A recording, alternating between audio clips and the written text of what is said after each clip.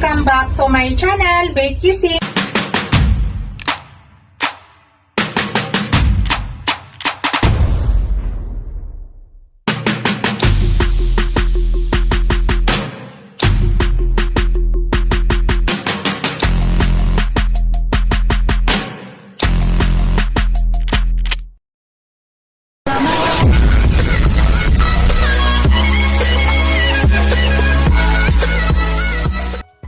Guys, today's video guys, i-share ko lang sa inyo yung aking recipe for today.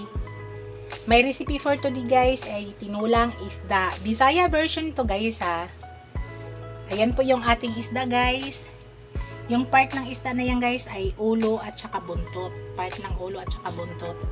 Tangigi po yan guys. Bumili po ako kanina sa market. Isang buo. Yung iba nilagay ko lang sa ref. Yan.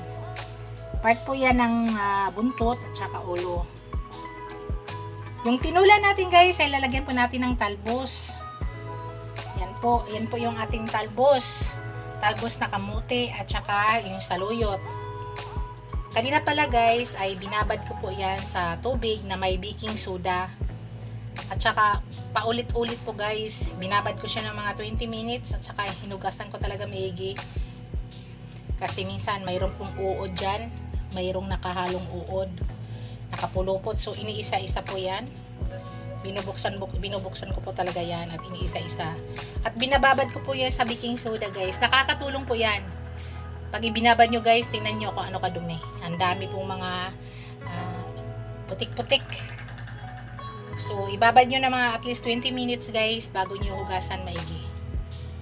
Yung tubig, lagyan nyo ng baking soda. Yung iba guys, nakita ko, nilalagyan nila ng suka. Sa akin kasi, sanay po ako dati pa, baking soda po yung nilalagay ko pag ako nagbababad ng mga gulay. Lalo na pag mga green leaves. Yan po yan guys. Ito po yung lagay ko guys. Ito po yung ilalagay ko. Kamatis. Yan, 4 na kamatis guys. Hindi ko na po nila tinanggal yung buto. Yan po, at saka may siling haba. Yan. Maglagay din ako ng ano guys, okra. Tapos ayan nga, lemongrass yan guys, lemongrass. Tapos yan, maglalagay po ako ng sibuyas, dahon. Yung panglasang ilalagay natin mamaya guys, wala po akong ilagay kundi asin lang. Hindi po talaga ako gumagamit ng bitchin guys ha. Nasa inyo po kung gusto nyo gumamit. Ako po hindi po ako gumagamit talaga ng bitchin. Yan po guys, yung mga ingredients na ilagay ko sa aking tinulang isda. Bisaya version guys. Tara guys, umpisa na natin. Samahan nyo na ako guys. Lutuin na po natin. Hello guys, mag-umpisa na tayo guys. Yan po, naglagay na po ako ng tubig. Ganun lang karami ang nilagay ko guys. Yan, ang gagawin ko guys, una ay pakuluin ko muna siya maigi. Takpan po natin guys.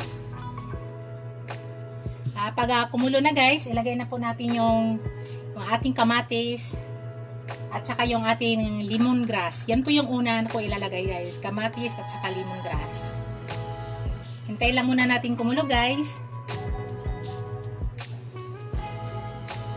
Yan guys, nakita nyo na kumukulo na. So ilagay na natin yung ating kamatis guys at saka ating lemongrass. Yan po yung una ilalagay ko. 4 na kamatis to guys. Hindi ko na tinanggal yung or inalis yung buto. Yan, hayaan muna natin na maluto maigi yung kamatis guys bago tayo maglagay ng ibang ingredients. Yan, Bisaya version to guys ha. Hello guys, i-check na natin. Yan, malambot na yung ating kamatis guys. Yung purpose pala natin guys, bakit pinakuluan po natin yung ating kamatis. Gusto ko po madurog muna yung kamatis at saka the same time yung ating lemongrass ay maglasa muna dyan sa ating sabaw. Yan, yung ginagawa ko sa kamatis guys, yan, dinudurog ko po yan, yan, malambot na siya. Yan po yung magsilbi na parang magkaroon siya ng konting asin.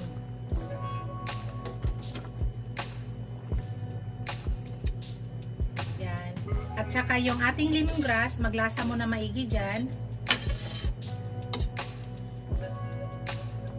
Para kumatas dito sa sabaw. So, ganun na nangyari, guys.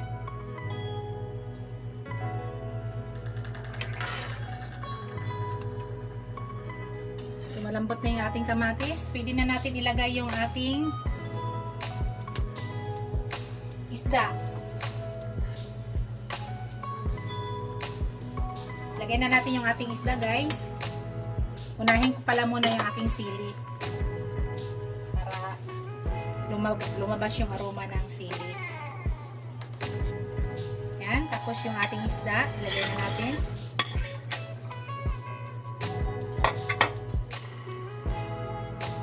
I-shout out ko pala yung aking mga channel members. Maraming salamat sa tiwala nyo, guys. Hindi ko na kayo isa-isahin. Thank you so much sa aking mga subscriber at saka sa mga bagong subscriber ko. Maraming salamat sa inyo, guys. Sa aking mga supporters, viewers, maraming salamat. Thank you sa inyong lahat, guys. Sa aking mga super chatter, thank you din. Shoutout pala ako kay shoutout ko pala si Beth TV. Very supportive yan guys. Napaka-supportive na friend yan. Mga OFW natin yan. At saka nasa London. Shoutout ko din si Beth Madayag.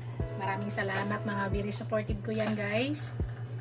Sila ni Selena Paradise, sila ni Kabutoy Orig, Jusila in Hong Kong. Maraming salamat sa inyo, guys, sa walang sawang suporta. Thank you so much. Kay Timis, maraming salamat. At saka kay Phyllis in Lebanon. Thank you so much sa inyo, guys, sa walang sawang suporta sa aking channel. Thank you. Hindi ko na isa-isahin, guys. Marami na kung sino ba yung hindi ko nabanggit. Maraming salamat sa inyo lahat, guys. And guys, maglalagay na po ako ng asin. Lagay ko na rin yung aking okra, guys. Yan. Maglagay na po tayo ng asin. Ito lang po yung aking panimpla, guys. Hindi po ako naglalagay ng bitchin. Nasa inyo, guys, ha, kung gusto niyo maglagay. Ako po ay hindi po ako naglalagay ng bitchin.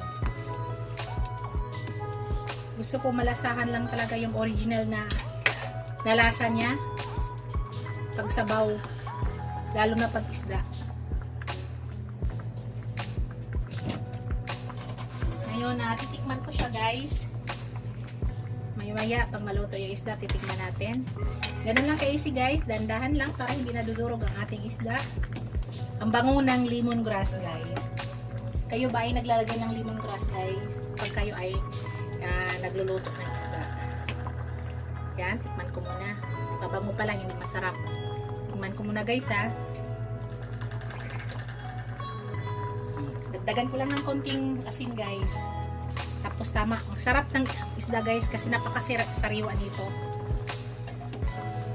Sariwa nito, napakasarap to kilawin, guys. Kinikilaw ng asawa ko. Kinikilaw ko, ito yung kinikilaw ng asawa ko na isda.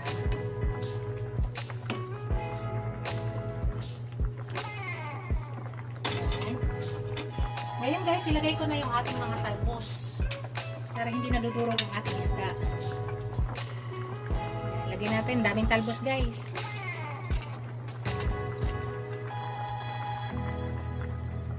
Tapos yan, may ilagay pa akong talbos. Ang dami.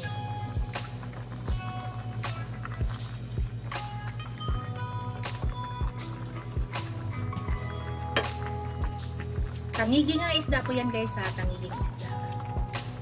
Sariwa po yan. Isang buo po yan, guys.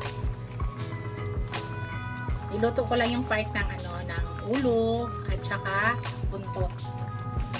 Tinabi ko muna yung guys, yung niya, yung nasa gitna, yung laman talaga. Yan. Ito naman ay saluyot, guys. Wow, dami. So dahan-dahan lang, luto na yan, guys. Ayaw ko kasi sa gulay guys ay nadudurog ha.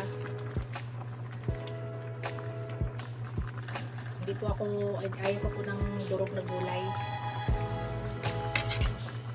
Yung latang-lata ba? Gusto ko lang ma-steam lang siya, enough na po yan. Pasok lang natin sa loob para ma-steam.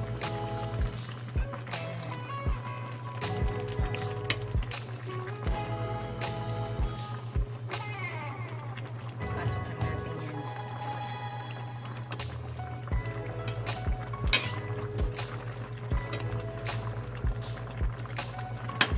Yan. Tapos the last guys, ilagay ko na yung aking sibuyas dahon. Pangpabango. Nakakadagdag ng aroma guys. Yan. Yan guys, patayin ko na yung apoy at yan ay luto na. Ito na yung ating tinulang isda guys. Ito na yung aking finished product. Ready to serve na. Yum yum na yan guys. Wow. Bisaya version po yan guys ha. Kayo ba guys ay ganito po kayo magluto ng isda? Pag kayo ay nagtula. Alam mo ba ang bango-bango ng guys? Ang bango-bango ng lemongrass. Nakakadagdag po talaga ng sarap yan. Tsaka napakabango. Yan. Yan lang po yung gusto ko guys ha. Pag magluto po ako ng isda na ilalagyan ko ng talbos. Ganyan lang po.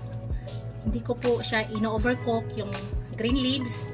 Masarap kasi pag hindi siya overcook guys. Pero kung kayo naman ay hindi practice na ganun, gusto nyo talaga lutong-luto, nasa inyo na po yan. Ito po yung aking version.